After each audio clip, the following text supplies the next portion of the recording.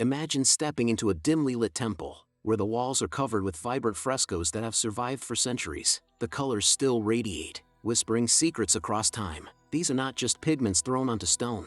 They are symbols, coded messages, and in many cases, an entire language of alchemy hidden in plain sight. Welcome to a journey through the alchemy of color in ancient paintings. When we think about ancient art, many of us imagine cracked surfaces, faded tones, or museum glass cases. But in their own time, these works were alive with meaning. Red was not just red. Gold was not just decoration. Every shade, every pigment, carried a message, one that often transcended the visual and tapped into the spiritual, the mystical, and yes, even the alchemical. Let's start in ancient Egypt, a culture that elevated color to the level of sacred science. For the Egyptians, colors were deeply symbolic, tied to gods, to rituals, and to the very essence of life and death. Take blue, for instance. When you see the walls of the tomb of Queen Nefertari, the wife of Ramses II, the astonishing deep blues used in her burial chamber are not just a background. They symbolize the heavens, eternity, and divine protection. To create this blue, Egyptians used a complex process to make what we now call Egyptian blue, a synthetic pigment, one of humanity's very first. Think about that. Thousands of years ago, artisans were already experimenting like chemists, grinding sand, copper, and natron, heating them to high temperatures, and producing a luminous pigment that symbolized the very cosmos itself. Meanwhile, red in Egyptian art carried multiple layers of meaning. It could be the color of power and life, associated with the sun god Ra, but it was also the color of danger, chaos, and blood, tied to the god Set, the force of disorder. In temple reliefs, you'll see pharaohs painted with reddish-brown skin, symbolizing vitality and life force, while demons and enemies might be painted in harsher, brighter reds, showing the danger they carried. This duality of red is pure alchemy, a single color containing both creation and destruction. And then, of course, there was gold. Gold leaf shimmered on statues, sarcophagi, and temple carvings. But to the Egyptians, gold was not about wealth in the way we think of it today. It was the flesh of the gods. It was eternal, incorruptible. When you see Tutankhamun's death mask, that gleaming surface was not simply about beauty. It was a transformation, a passage into the divine realm. Gold itself was the ultimate alchemical color, a metal that symbolized the sun, perfection, and immortality. Fast forward to ancient Greece and Rome, and we find colors woven deeply into philosophy and symbolism. The frescoes of Pompeii, preserved by volcanic ash, still reveal this obsession. Walk into the Villa of the Mysteries, and you are immediately surrounded by a sea of deep red walls. This red, often called Pompeian red, was not just decorative.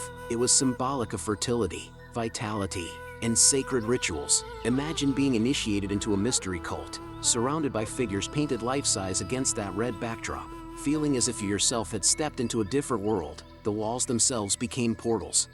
The Greeks also embraced the symbolic power of purple. This was no ordinary color. It came from the murex sea snail, a dye so rare and expensive that it became synonymous with royalty. When you wore purple, you weren't just making a fashion statement, you were declaring divine status. And once again, here we see color as more than a visual experience. It was social alchemy, transforming an individual into something larger, something untouchable.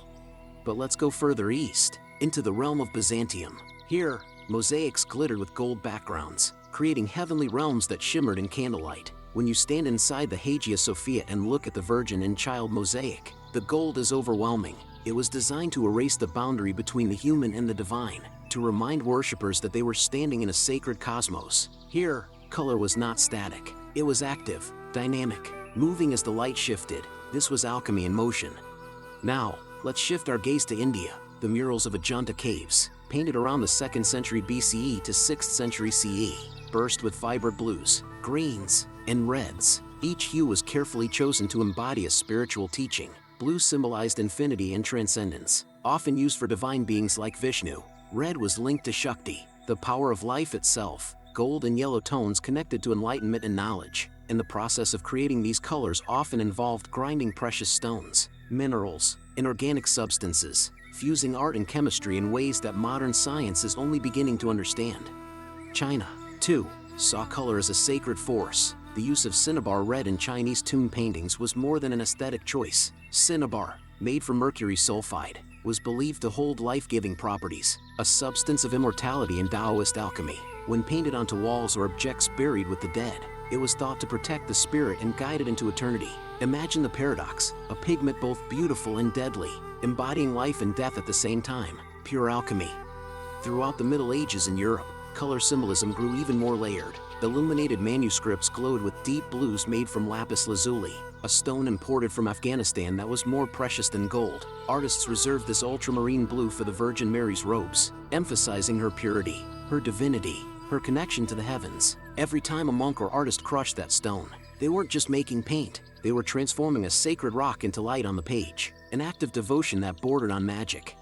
And then there was green, often associated with nature and fertility, but also with poison and treachery. Think of medieval depictions of devils, often painted in green. This ambiguity made green both fascinating and unsettling, a reminder of the unpredictable power of nature. Again, alchemy at work, a single pigment holding both healing and harm. But here's the question. Why did ancient people put so much weight on color? Why was it never just decorative? The answer lies in the fact that ancient cultures saw the world as layered, interconnected, and symbolic. To them, a color was not a surface. It was a bridge between matter and spirit, between human and divine, between life and death. And this is why we call it the alchemy of color, because color transformed objects, spaces, and even people. Today, we tend to think of color as a scientific phenomenon, wavelengths of light bouncing into our eyes. But the ancients knew something we often forget. Color speaks to the soul. It communicates without words. It transforms how we feel, how we behave, how we believe. Walk into a cathedral, a temple, or a tomb, and you can feel it. The deep red surrounds you with intensity. The blue calms you into contemplation. The gold lifts you upward. It's not just art, it's experience. And as we reflect on this journey, from Egyptian tombs to Pompeian villas, from Byzantine mosaics to Indian caves, from Chinese tombs to medieval manuscripts, we begin to see a pattern. The ancients weren't just decorating, they were encoding. They were speaking to future generations through a secret language of pigment and symbol. They were performing alchemy with their brushes and their chisels, transforming the material into the immaterial, the visible into the invisible. So next time you stand in front of an ancient painting, don't just look at the surface. Ask yourself, what does this color mean? What secret does it hide? What transformation is it inviting you into? Because once you open your eyes to the alchemy of color, you'll never see art the same way again. If you enjoyed watching, be sure to hit that like button. It truly makes a difference for the channel. Pass this video along to a friend who enjoys a great mystery. And if you haven't subscribed yet, go ahead and do that so you don't miss what's coming next. There's still so much to explore, and I'd love to have you join me for it.